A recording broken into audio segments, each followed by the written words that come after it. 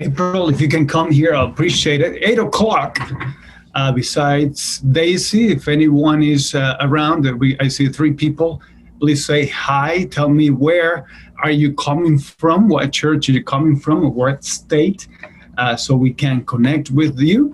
Also, I would like to know about your interests. Why are you attending this workshop, following the leader?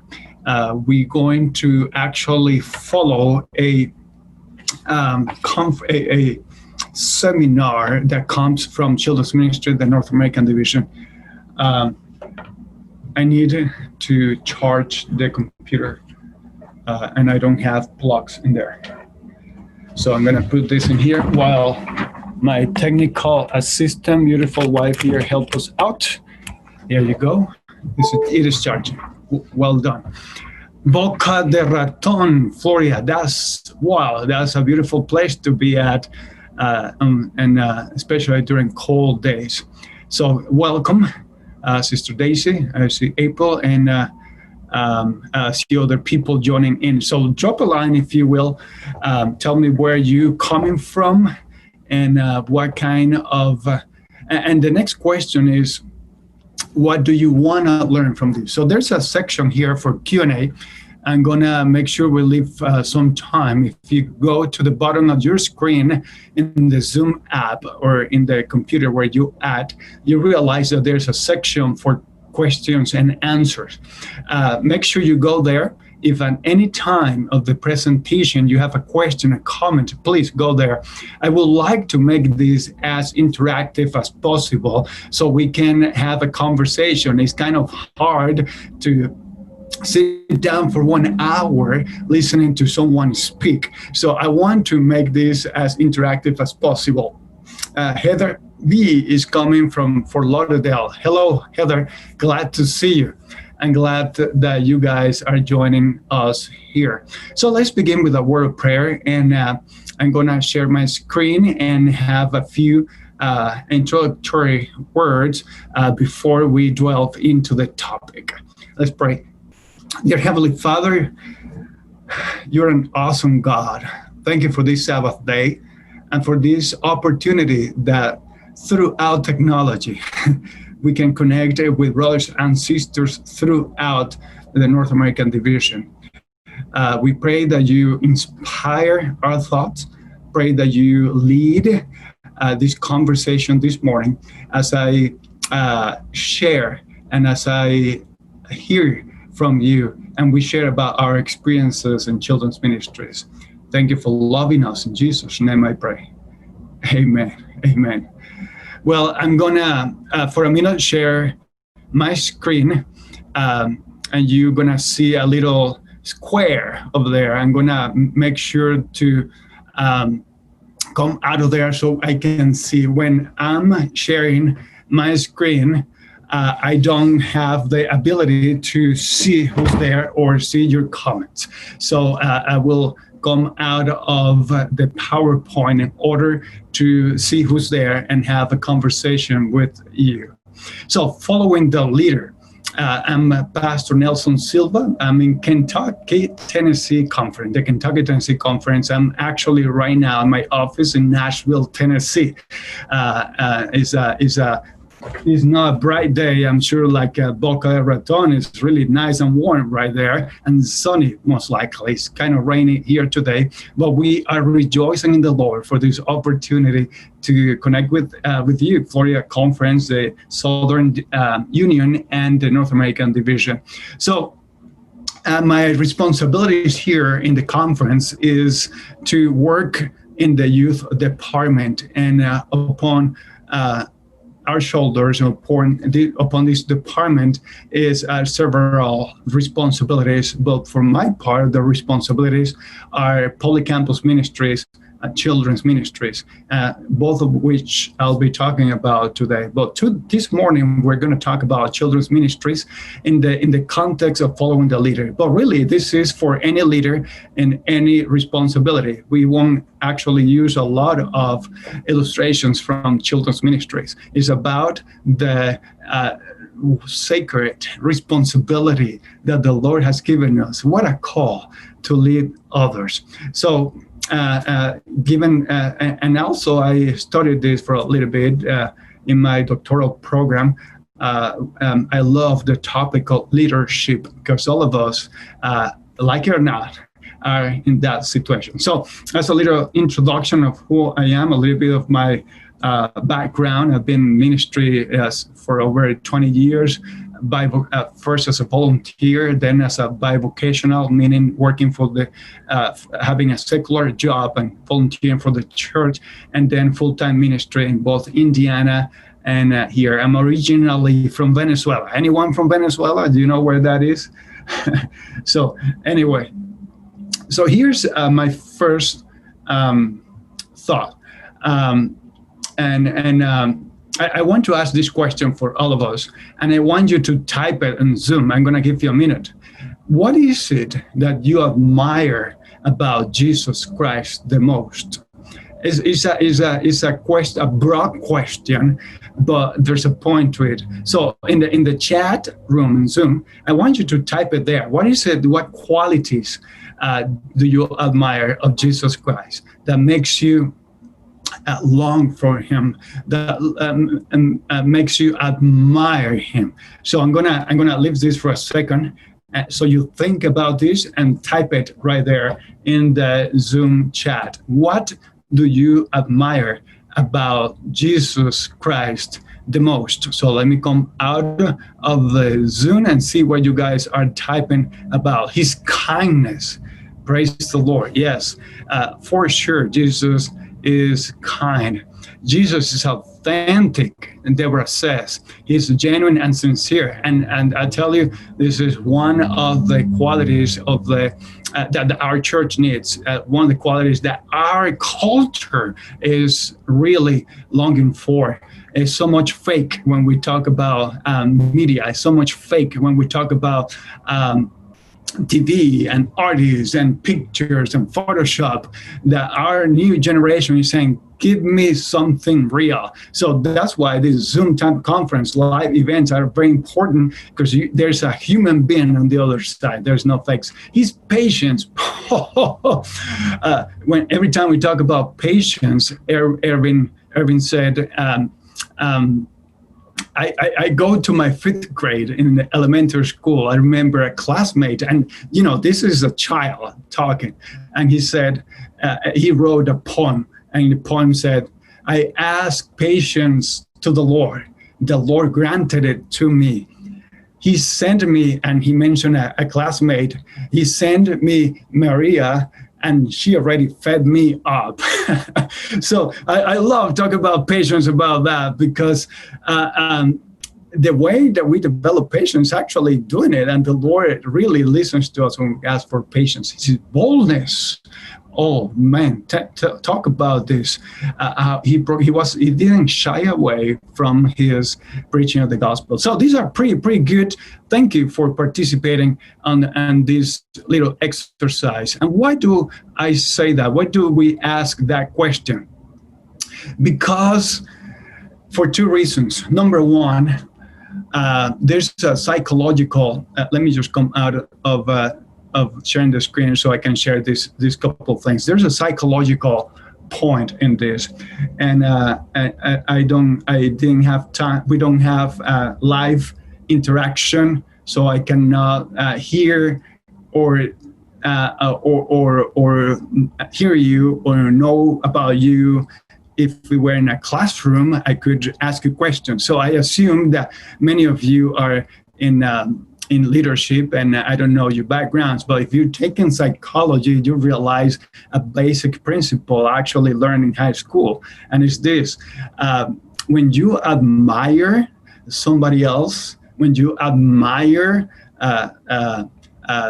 some qualities on a different person, and this actually could be the other way around. When you are upset, when you get angry about some people's behavior, most likely is because you don't have that quality. You long for that quality. So you admire that quality in other people.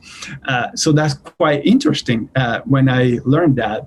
And I realized that, yeah, I say, man, I love your patience. I love your kindness. And I said, well, wait a minute, I love it because I don't have it. I want to have it. So the point of this is this one, my brothers, my sisters, my friends. Very simple, and I want you to remember it very boldly. I am not Jesus Christ. and I have a suspicion that you are not Jesus Christ either. Why do we say that? We say that because as leaders, we have a lot of responsibilities, don't we? As leaders, we have a lot of weight on our shoulders, a lot of expectations. The families, the church leaders, the community has on their leaders, and that can be overwhelming. So sometimes leaders, we try to be everything to everybody. Sometimes this stress of performing is overwhelming, and we take it home, we take it to our families, we take it to our friends, because the tension is intense, isn't it? So realizing that we are not perfect is very helpful. It's very helpful when it comes to leadership. So talking about leadership, there are actually 4 walls, and this is as simple as it can be put. However, don't let the simplicity of these 4 walls fool you, because this is basic. This is actually foundational to leadership, and I love the simplicity of this. This comes from Fuller Theological Seminary. Professor Scott Cormode. He's a Dupree Professor of Leadership.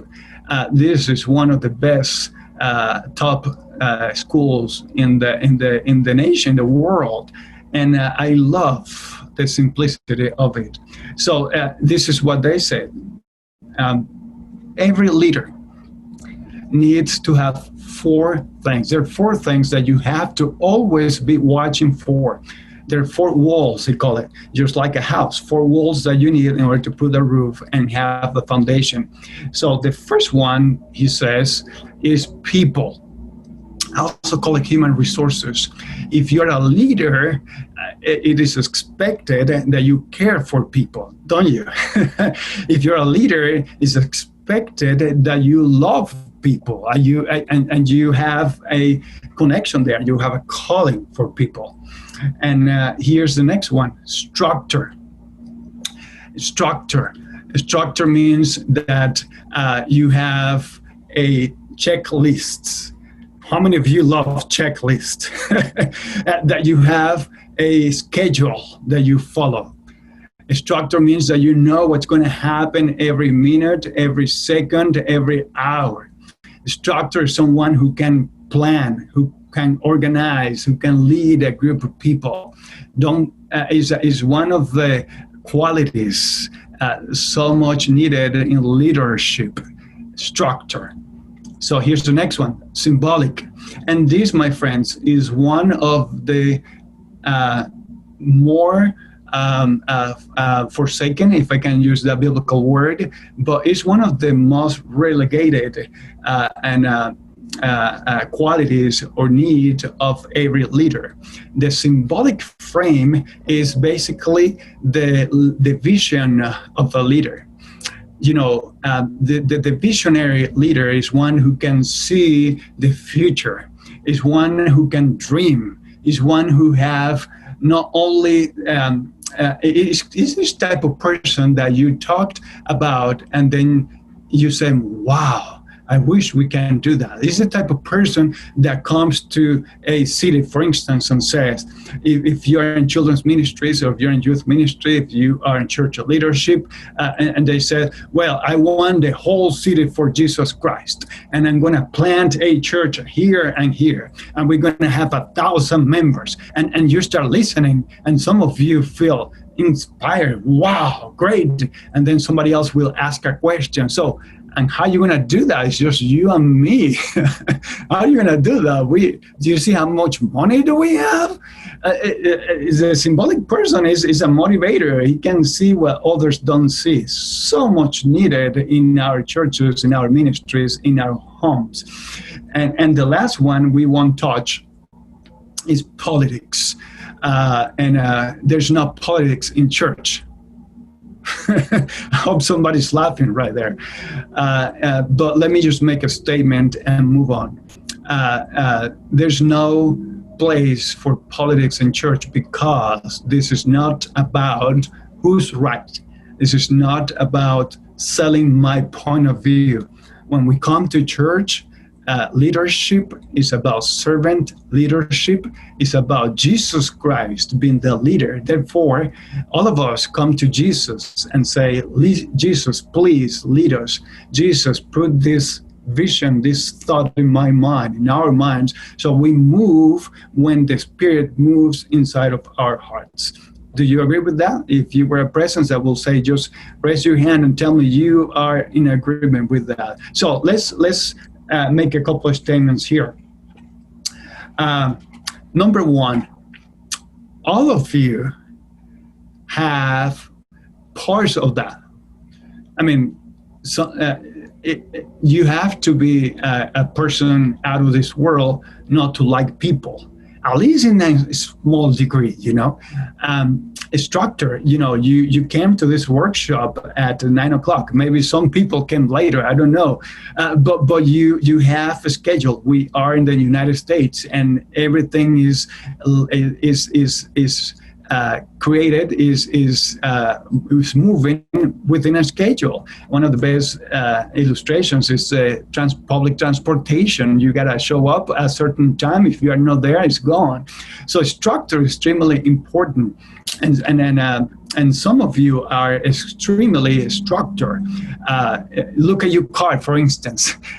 A structured person has that car just impeccable. Go to and everything is in its place. Look at the person's office to see a person who's structured. Everything is neat, is in there. Look at a structured person loves lists. You can check, we're going to do this and this and this and this and this, and at the end of the day you are super fulfilled when that checklist is all done. That's a structured person. Loves to have a schedule, loves to follow it, and in his best when everyone follows a schedule.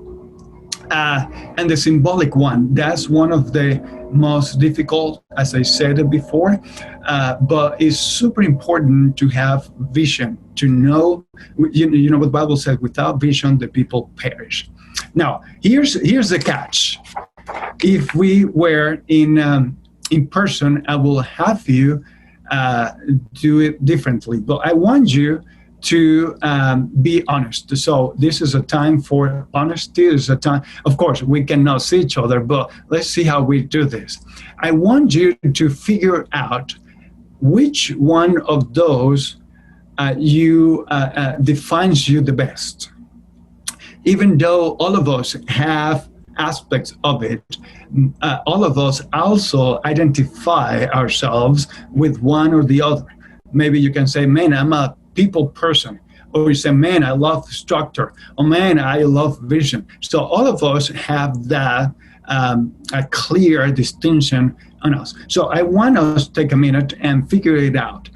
Maybe you already know it based on experience, or maybe you say, I'm not sure which ones I am. So here's a question I'm going to use for that.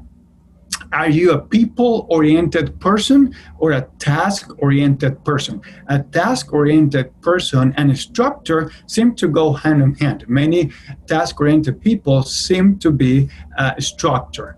And a people-oriented person is a person who loves people. So it helps just to simplify our conversation through Zoom. So this is how I'm going to do it. I'm going to post a series of questions, 2 columns. There are 8 possible answers. So I want you to go through each one of them, and I want you to pick only 4. Choose only 4 of those descriptions, and do it quickly. Don't start thinking too much into it. Maybe you have a piece of paper by you. Maybe you can put it in your cell phone if you're not using it. So choose 4 out of the 8 characteristics there. And then when you are done in the chat room, do this. From the first column, count the number of items you chose, right? If I chose, I like figuring out details. If I chose, I like getting things done, then I have 2 points. So each one of those is 1 point. So add it up and then put in the chat T and then the numbers of items that you chose. And then go to your right and do the same thing. Go through all those characteristics or items, and then choose the ones that better describe you, those that gives you energy. That's the way that we're putting it. Something that you say, man, that motivates me, gives me energy. And once you do that, do the same thing. Do the math. If I like having a good time, then I check that one. And then it's number 1. That's the only one I like. Then you put in the chat room P1. All right? Is it clear? I'm gonna leave it there and cannot see the chat room, so I don't know if you have any questions there. But I'm gonna give you a minute exactly to do that, and then I'm gonna take that out of the screen, and I would love to see your feedback. Oh, here's a question and answers. Okay, I can see that. I see. In the meanwhile, I'm going to sing for you. You don't want me singing over this, I'm sure. Q&A. No one is asking any questions so far. Okay, I can see the chat room right here. I'm glad. All right, Daisy is the first one. She's a T1 and a P3. T1, P3. I'm going to tell you in a minute what that means. And then we have Ellen. She's a T3 and a P4. Very good. Deborah is a T4 and a P2. I'm glad you guys are doing it. You got it. You got it. Great. So what does that mean? T stands for task-oriented. A person who, in my case, I'm a T4. I love task. I'm not extremely structured, but I love task. I can show you. I'm here in my office. If I could move the camera around, I'll show you how many of these booklets I have with a checklist. I wake up and then I'm on my cell phone and I'm creating a list of things I'm going to accomplish during the day. When I'm done at the end of the day, I go through that and then I see how many of those tasks I checked. And then I'm super fulfilled when I realize, man, I was able to do 50% of them, or I was able to do most of them. That gives me a lot of energy and motivation. Is that a bad thing? I'm going to come back to that. Now, if you're a let's say P4 or P3, then you realize that you are a people person. So I see some individuals that chose more than 4, and this is super hard. You have to force yourself to pick only 4. Why?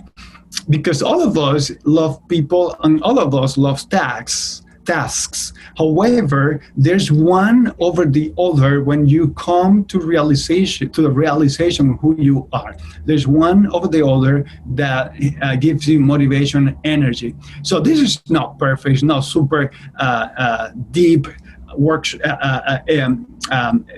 test, a quiz to give you a lot of that, but just help us start thinking about it. So what's the and we can do the same with other items. For instance, this one is with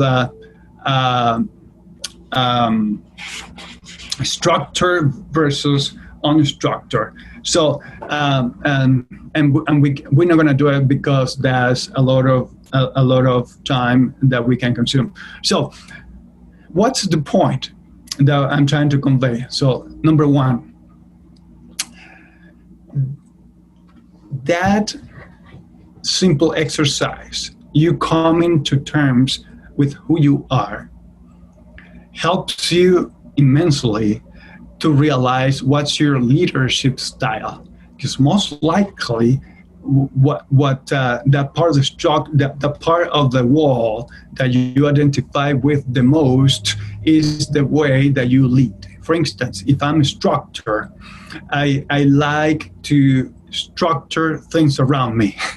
If I'm a instructor, then I'm going to organize the ministry in such a way that everyone knows what to do, and we're going to have this Sabbath school. Let's talk about Sabbath school. We're going to start at 9 o'clock sharp, which means I'm going to be there at 8:30, which means I'm going to prepare the place, and at 9 o'clock, doesn't matter who's there, who's not, I'm starting my program. That's a structured person. And then every minute of the class is going to be planned. So an extreme structured person has a lot of qualities. Do I have a witness? There's a lot of qualities when a person is very structured. You want a structured person if you want things getting done. An instructor person, no way. Well, let's stick with structure for a minute. But at the same time, the good things are the bad things. An extremely structured person cannot see people. So for instance, if you are in the Sabbath school and you're a teacher, and then you have 9:35, you have the video you're going to present, and then you are running a few seconds late, you begin to feel nervous. Like, we got to move, we got to catch up with this. And then a child comes into the classroom crying. So there you know if you're a instructor or you are a people person. If you're a instructor, you'll say, "Oh, okay, why are you? Stop crying, please. Stop crying. Go outside. Go to your mommy. We're gonna watch a video." That's the structured person. So that's the part that we say, "Okay, structured person. There's a problem." Now let's talk about the human resources, the people person. The people person oftentimes is also unstructured.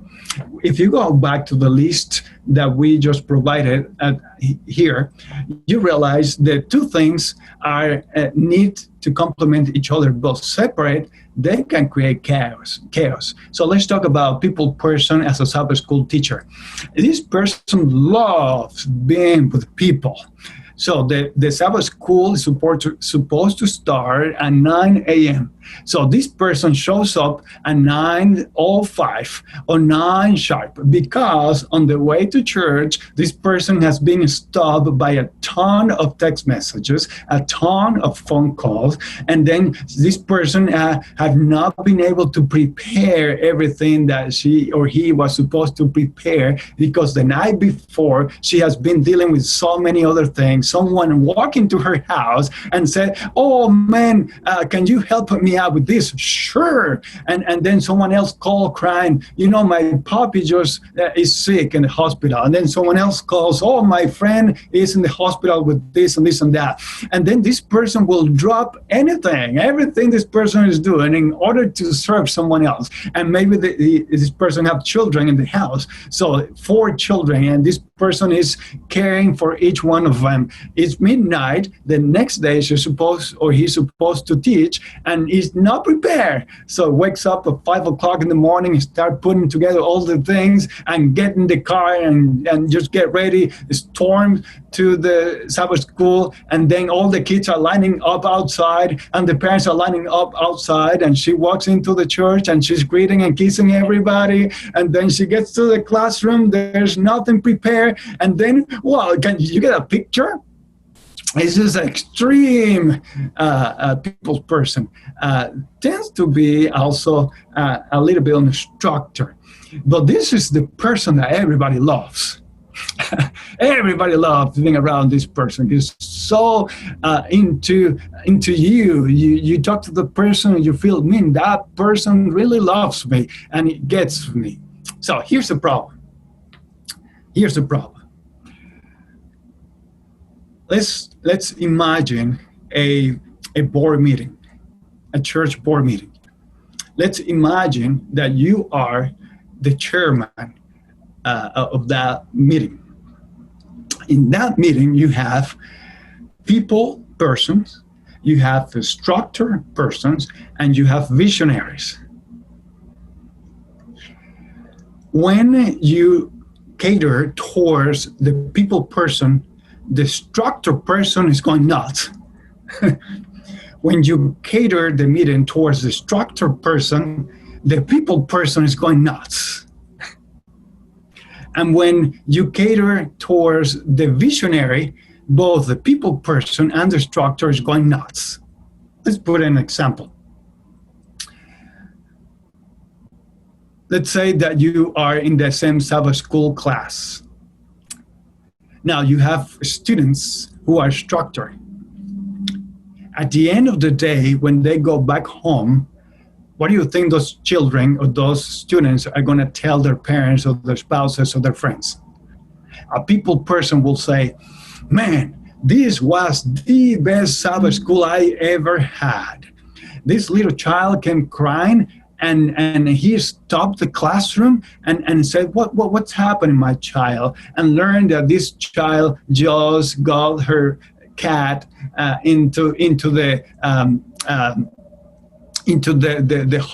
hospital because he wasn't feeling good. And this child was crying. So the teacher stops the whole thing, the classroom, the video, the thing he's doing, and just comes and take care of that child, sits with that child, put that child on the shoulder and gives it a candy and pray for that child.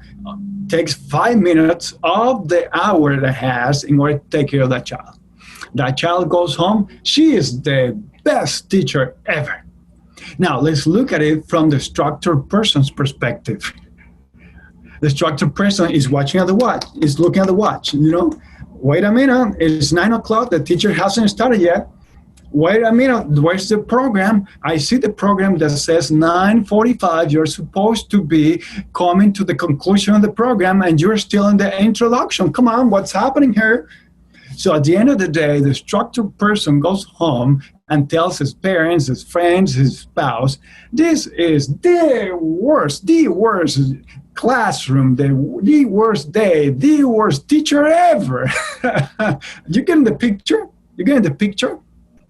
And the same thing happens with the visionary. The visionary is always dreaming. The visionary is always in the class. The visionary is always looking for something bigger and better. The visionary is always saying, we're gonna buy a new building. We're gonna go to Europe in a mission trip, and we're going to, all these big plans. And then the structured person is saying, how are you going to organize that? You're nuts. It's just 3 of us. And the human resources person is saying, but who's going to do this? You're going to burn people up. Do you see the complexity? I hope that through Zoom I'm able to convey the seriousness, the complexity of this net, of this, what's the word I'm looking for? The core of leadership is so simple when you put it, but so complex and intense and deep when you talk about it. So, and the point that we're making here, the implications is this one. You must be aware of your leadership style, because we just took the test, some of us lean towards one or leans toward the others naturally. Only, and it leads me to my next point. And this is now talking about leadership. And I think I'm going to mention this one, but before I mention this one, I'm going to mention this. Only 1%, according to Scott Carmel, who was my teacher and talked about this point of leadership, only 1% of leaders in the history of the world have been able to dominate, to master all 4 areas of leadership. And it goes back to my point. You and I are not Jesus Christ. Jesus Christ was perfect. He was able to master all of them. If we have time, we'll go through the Gospels and figure out when he was people-oriented, when he was structured, when he had a vision, and when he drew everyone in unison.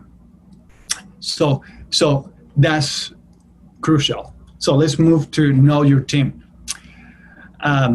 In the same way that you have preferences, your team also has preferences. And here's the thing, we're working with volunteers. The volunteers are not paid for this. You don't get to be too picky when it comes to volunteers. So your task as a leader is to study the volunteer. If we're talking about children's ministries, if we're talking about any place, church, study the volunteer. Is this volunteer structure? Is it volunteer people? Is it volunteer visionary? Where does this individual fit the best in our ministry?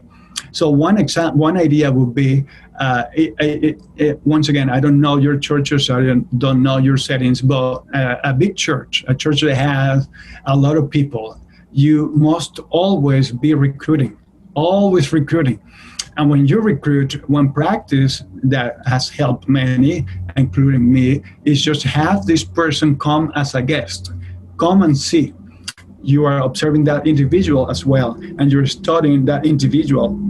Then you interview that individual at the end of 6 months, for instance, and then you have a come to Jesus type of meeting, heart-to-heart meeting, and then you say, how do you feel? And then you ask about where do you think you can fit the best in the ministry, and then you try to place that person in the area where that person is going to thrive. The person's structure, put that person in charge of schedules. a stage manager. Oh man, that person's is a person structure, have the person in charge of the PowerPoint, for instance.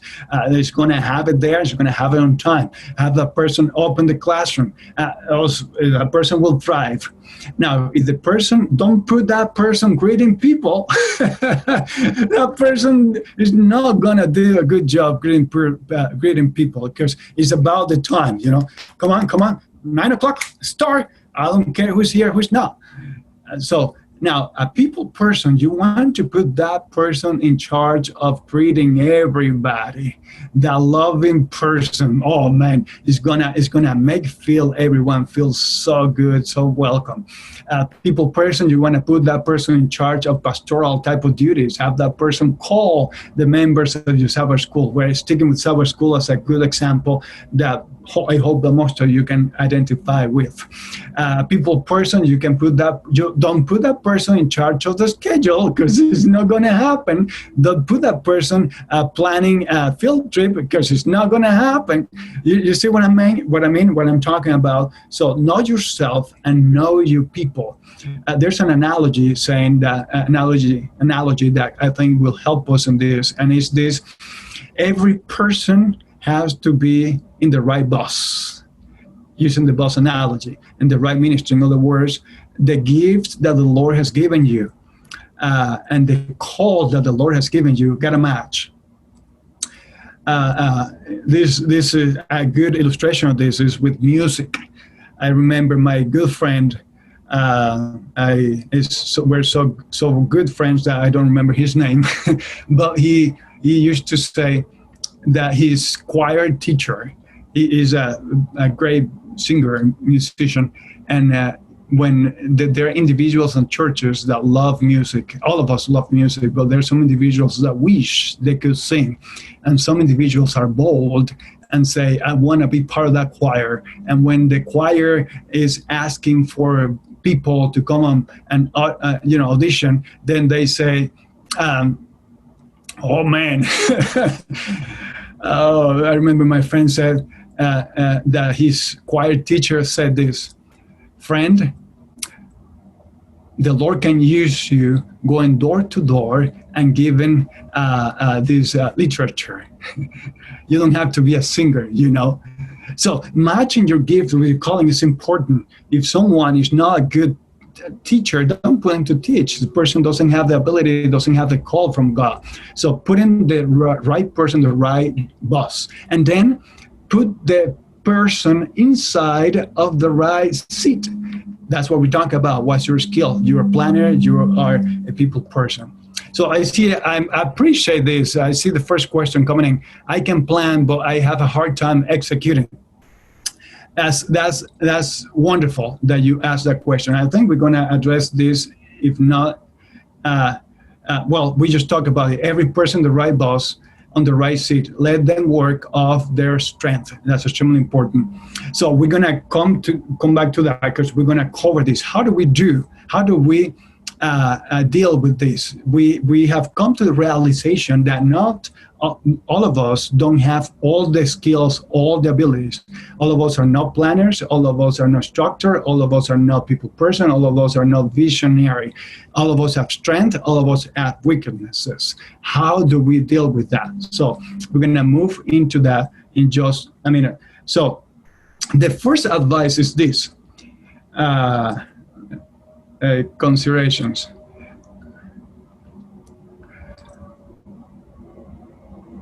Here it is.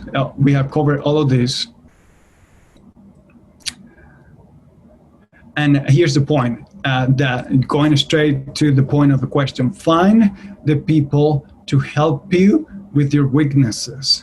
So far we have talked about your strength. Yes, you need to recognize your strength. You have to make sure you are feeding your strength, because there you're going to find motivation, you're going to find passion. When you work on your weaknesses for too long is when you get depressed, when you get tired, and when you don't want to do that anymore. And the same thing happens with your volunteers. You got to make sure they're working off their strength so they can be motivated and strength. So what happens when you don't have one of those qualities? I'm going to use my example. Also, my professor here, he said this. It was the first time actually clicked on me. He said this. He was an engineer, and he had all the brain for engineering, math and structure. One day he's at church. He receives an appeal. He said, "I can be a pastor." He goes to the seminary. And he goes to work in a church as a volunteer. The church fired him. The guy was so structured that he couldn't care for people. He couldn't see the pastoral duty of caring for people. And this is what he did. He said that all the classes in the seminary were great. However, what helped him the most is that the seminary send him to counseling. He said the whole seminary space was wonderful, but counseling is what really helped him out. So what he tells us is this. Number one, work off your strength, but also work on your weaknesses. So if you're a good leader, in order to be a better leader, you have to be aware of your weaknesses. Just like I heard, I have a hard time executing things. You know your weaknesses. So work on them. How? Through counseling. Have someone talk to you about it. What can I do to improve my weakness? So in the case of my professor, he said this. Counseling helped him to fake competency.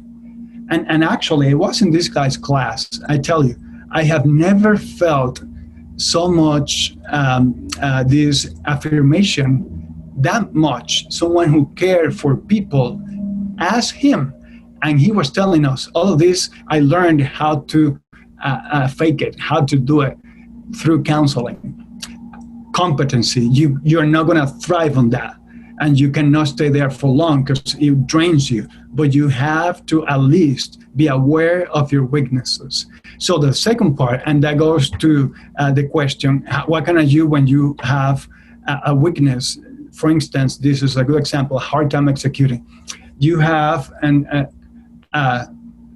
here you go, improve your strength to move from good to best.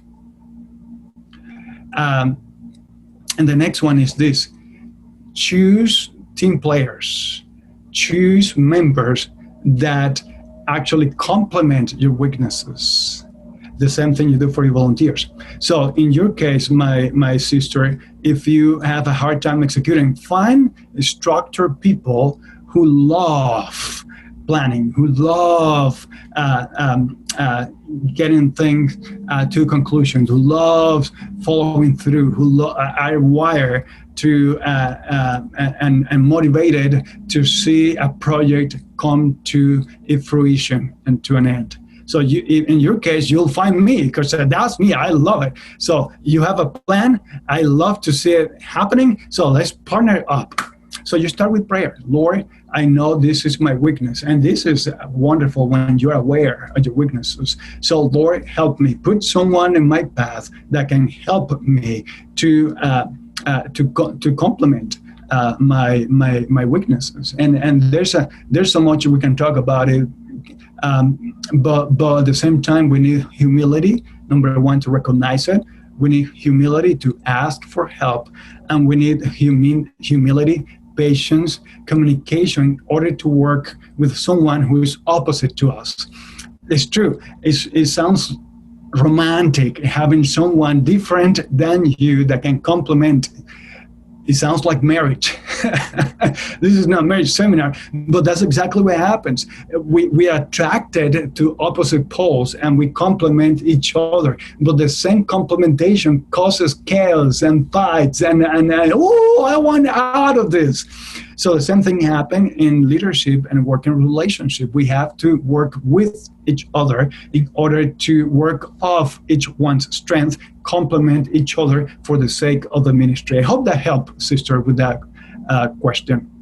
I have another question. Don't worry, because I'm the teacher who sends crying children to their parents. So I hope that this example that I just gave you help with that part.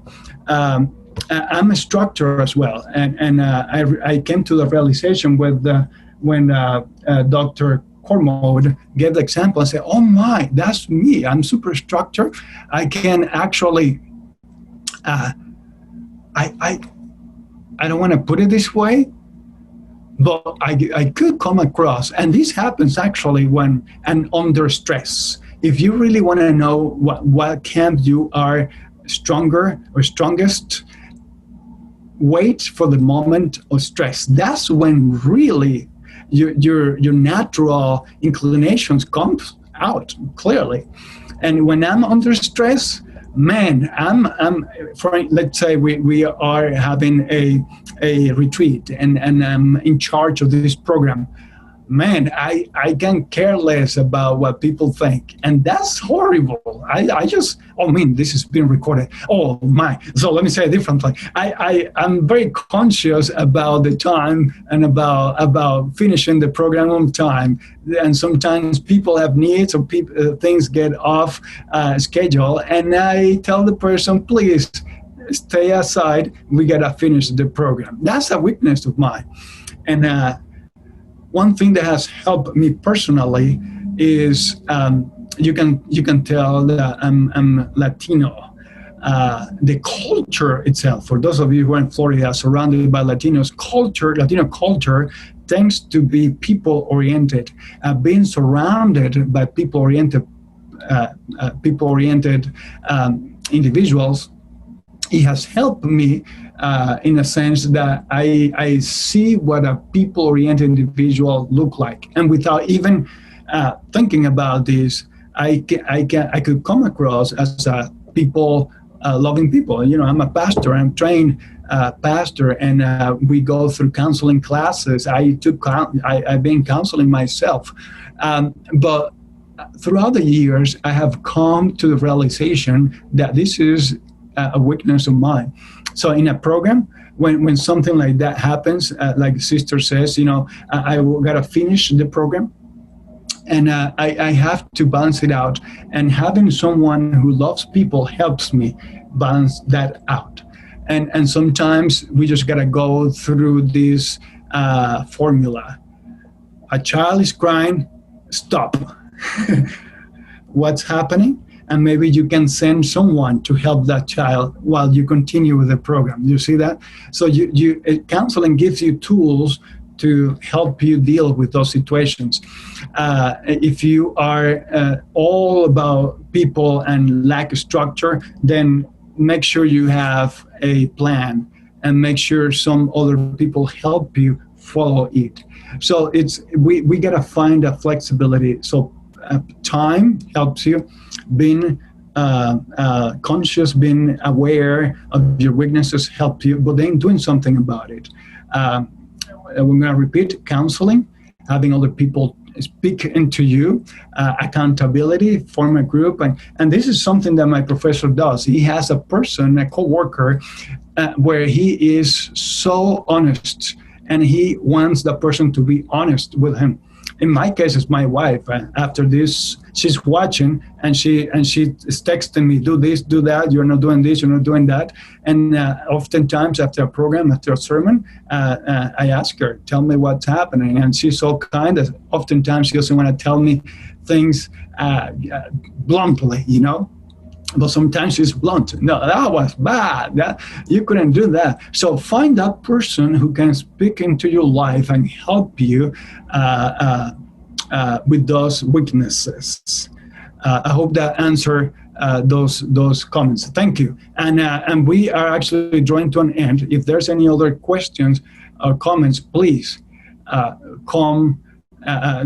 do so as a question. So let's wrap this up by reviewing this. When God chooses a leader, there's passion, isn't it? You know that you're called when you feel that the Lord is something inside. It's unexplainable, isn't it? It makes you wake up early in the morning and say, man, I get to teach. Man, I get to be a salesman. Man, I get to draw, or whatever it is that the Lord is calling you. Within the church, there's so many areas. I get to sing. I get to preach. It's something that the Lord knows that when you're called and you are inside the call, the Lord gives you the knowledge, gives you the time, the resources. He makes it clear to you and to others around you. God affirms the leader through others. That's so true, isn't it, my friends? Sometimes it's a kind word. So you, as a leader, you gotta do the same for your children, your church leaders. Make sure you highlight, you show where this person is being gifted by the Lord. It's not flattery. It's affirmation, building the person up. As other people affirm you, you can affirm them. God gives the leader a mentor, and this is so important. We have talked about this in so many ways. A mentor is a person who helps you grow, right? You as a leader need a mentor, and we struggle finding mentors. And if I'm completely honest, I do struggle finding mentors. A mentor is someone who helps you and listens to you, prays for you and with you and help you grow. So all of us need mentors, and all of us have had mentors throughout life. God builds on that leader's strength, experience, and background. This is so powerful. Work off your strength, but also remember, be aware of your weaknesses and do something to fake competency, to improve so you are a blessing to others. God often refines character in obscurity. Isn't that true? That goes back to my story of patience. I pray for patience, Lord, and the Lord answered to me by sending me this person who's driving me nuts. So when you as a teacher, as a leader, there are times when you are ready just to quit. It's so intense, and this is not fun. And when things are going great, wonderful. But when things are not going bad, talk about someone speaking behind your back, right? Talk about someone complaining about the music, complaining about the PowerPoint, complaining about your structure, complaining about your lack of structure, complaining about your people skills, complaining about your lack of people skills. You cannot please everybody. So those days, I don't want to be a leader. But during those days is when the Lord can help you grow. So I oftentimes when pastors and friends talk to me about the darkest moments in their lives or the test of the trial they're going through, I leave with this statement. I'm excited for you because in my own experience, I've seen that the Lord has blessed me during those difficult times. I've seen the final product of those trial times, and I see a better individual, a better follower of Jesus Christ when I go through those times. God instills in the leader the value of hard work. You know the passage, Colossians, whatever you do in work, or do you do it all for the glory of God? God brings others alongside the leader to compensate for weaknesses. We have talked a lot about this, and it's a matter of prayer. Pray for those partners in ministry. God provides the resources needed. Oh, we can talk about this for a long time. And this goes back to the symbolic frame of leadership, and it's about a vision. The Lord is the one who puts that vision in our hearts. And when you move with that vision, the Lord provides the resources needed. We can talk about that for a long time, since I have seen how the Lord has made that a reality in my own life. Well, my dear friends, this comes to the end of my PowerPoint and the end of this workshop. We have still a few minutes. I wonder if someone has a question, a comment,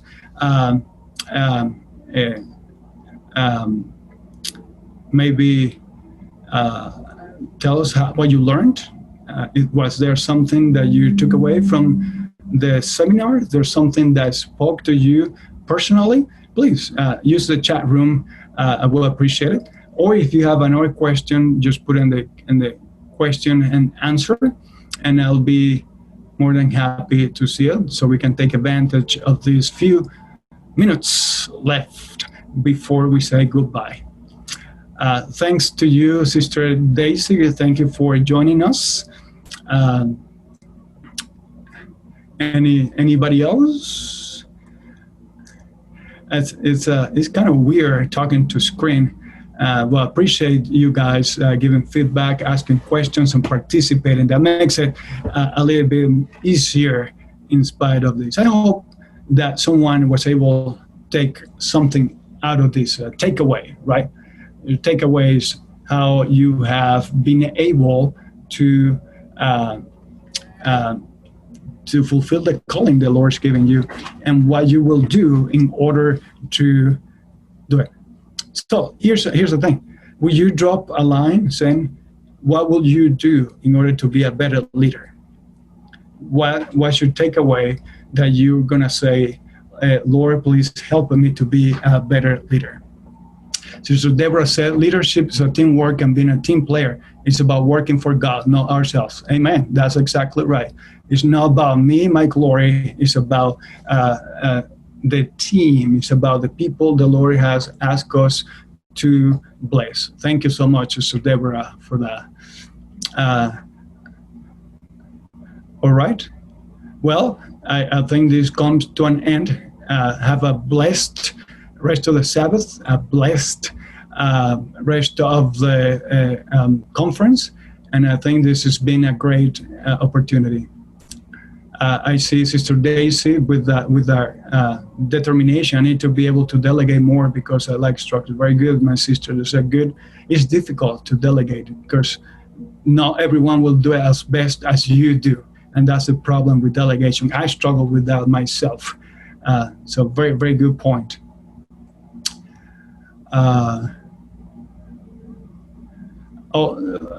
You're welcome, Sister Deborah. May the Lord bless you as well. Thank you for your affirmation.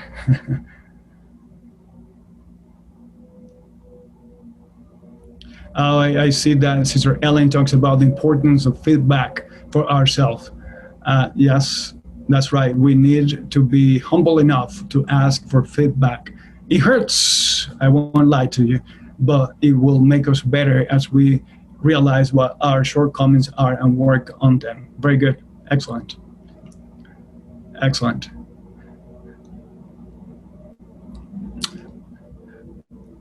You're welcome, Sister Daisy. I'm glad it was a blessing to all of you. Well, my friends, happy Sabbath once more. And this meeting is concluded because it's going to end automatically in a few seconds. So happy Sabbath to you. And I'm going to end the meeting now. Bye-bye now.